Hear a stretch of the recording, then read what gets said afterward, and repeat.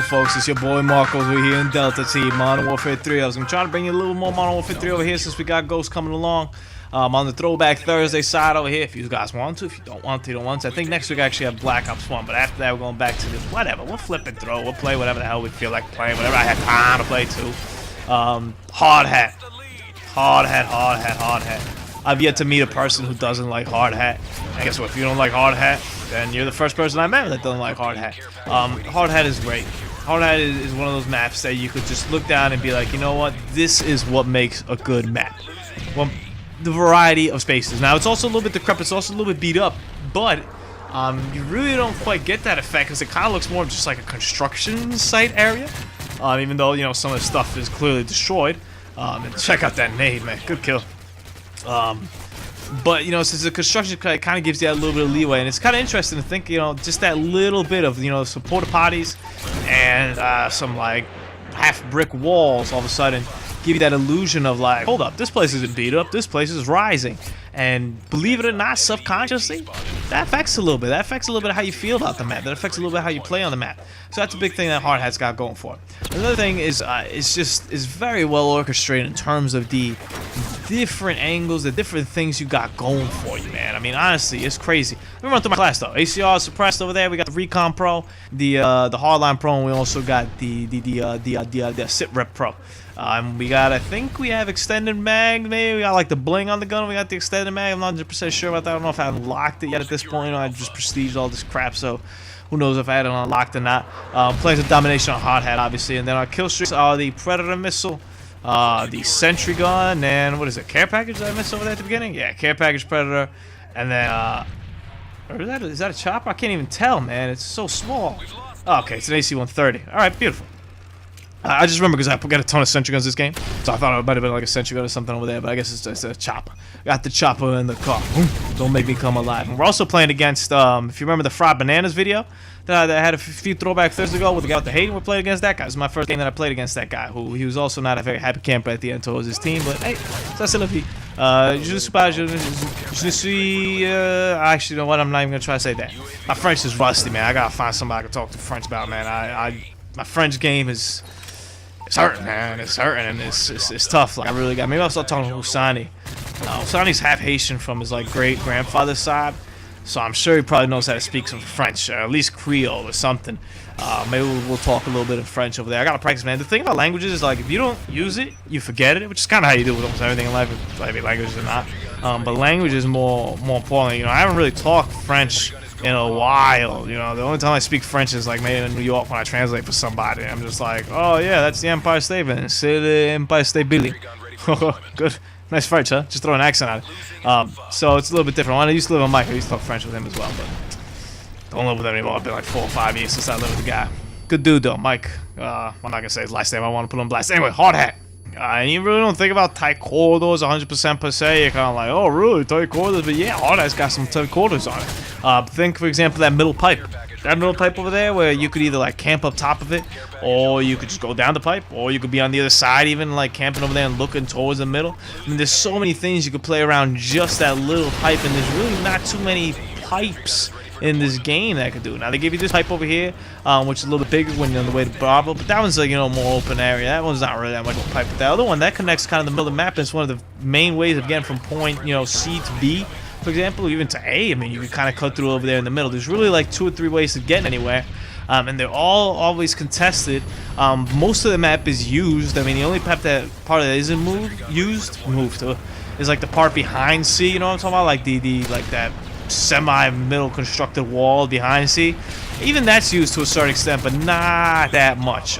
You know, mainly you're talking about all these areas where you kind of see me traverse. The Alphas, the Bravos, the Charlies. For Dom, I think it's a very well set up. I think both, all 3 spots are in pretty crazy areas. It's also one of these maps that kind of change the way we play domination these days. So, for example, it really fluctuates, as you know, somebody could have C and B, then all of a sudden they could have A and C, then all of a sudden they could have B and A, and they'll spawn you and there'll just be something crazy over here. I try to hold down this general area between, well, it depends on how my teams play, actually. Let me rephrase it for HardHat. So if I see that my team is pushing up a lot, I'm going to try to sit back a little bit. If I see that they're not, I'm going to be the one who pushes up. It depends on how I'm going. If they're not pushing up, if they're sitting back and just again protecting Bravo only, I will probably go all the way around and try to get Charlie, or go all the way around and then try to get Alpha. Probably more even Alpha, because Charlie is very difficult to get on your own. There's just too many options for where these guys can come from. If they're spawning on that side, it's almost automatic death. Like, they just get there like a couple steps. So be wary about that. I look like I'm giving you tips for like a game that you're probably never gonna play again. Like, it's already like old as hell. You're like, listen, be wary when you come over there. You're like, dude, I ain't even playing Modern Warfare 3. But just in case if you are, which there's some people that are, and there's still a lot of people out there over there. It's one of those maps also that I feel this is very important to get this balance in maps. You don't want the map to be like so complex that nobody understands what the hell is going on.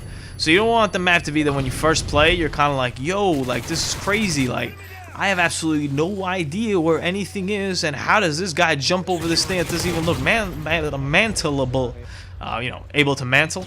Mantleable. I think that's a word. Why not? We'll throw it over there. Webster, shout out your boy. I almost had that damn thing capped. Ah, that hurts. But you also want to find that balance between rewarding the player for knowing spots. So if you notice throughout this whole video, I'm always chucking flashbangs. I'm always getting people on recon. I'm always hurting people with the grenades, because I know the angles. I know where modestly they might be at, or where they should be at, and I want to go and see if they are there, and then I play from there. Recon's a game changer, and knowing the angles is very important when using recon. And if recon's coming back, I think in Ghost, I think I'm pretty confident about that, or some variation of it. You want to go over there, you want to examine it, and that's why theater mode is kind of cool. You know, I normally just do it through straight game experience. I don't use theater mode to do like study, like film.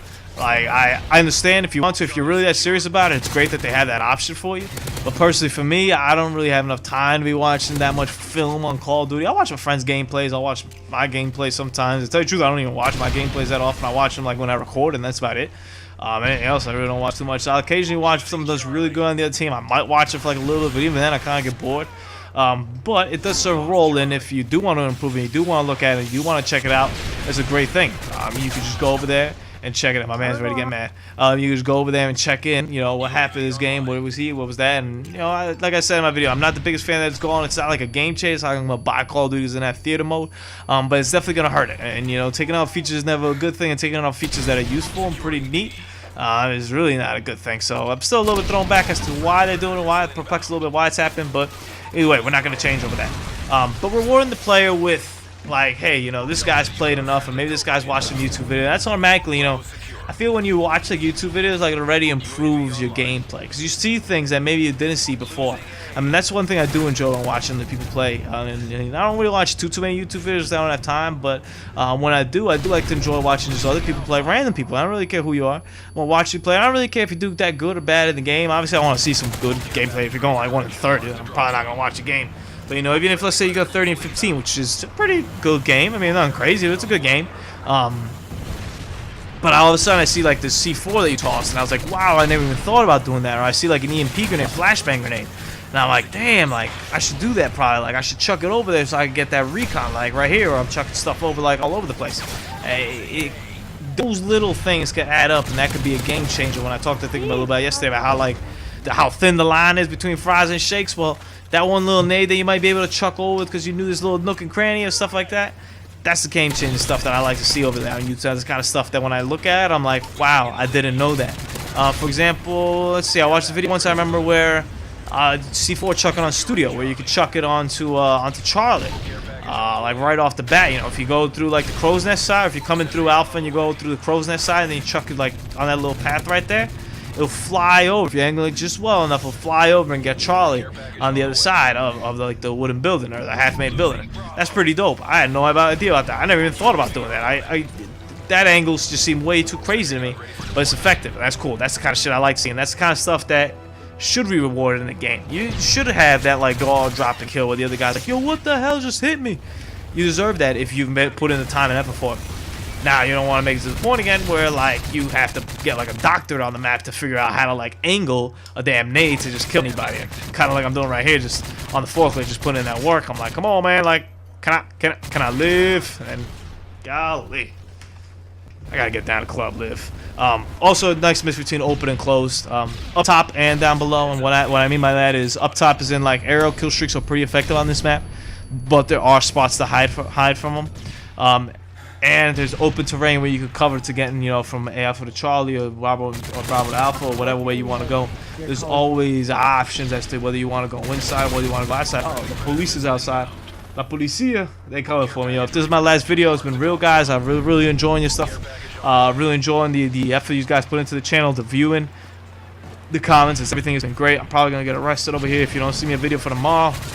I'm sorry, man. You know, it's tough. You know, growing up in New Jersey in a rough environment with, you know, single parent household. It's just difficult, you know, getting that hood and stuff like that. Sometimes you make mistakes. We all make mistakes. We're only human. And you know, well, I guess it's my time to go. Oh man, well at least they let me finish out this video though. I'll give them that credit, man. I'm not the biggest police officer fan, but at least they let me finish out the video. I gotta give them that credit. At least we got the W. And my man over there is just not happy, telling everybody that he sucks, that they suck. Come on, man. It ain't their fault that he lost. Have a great Thursday, everybody.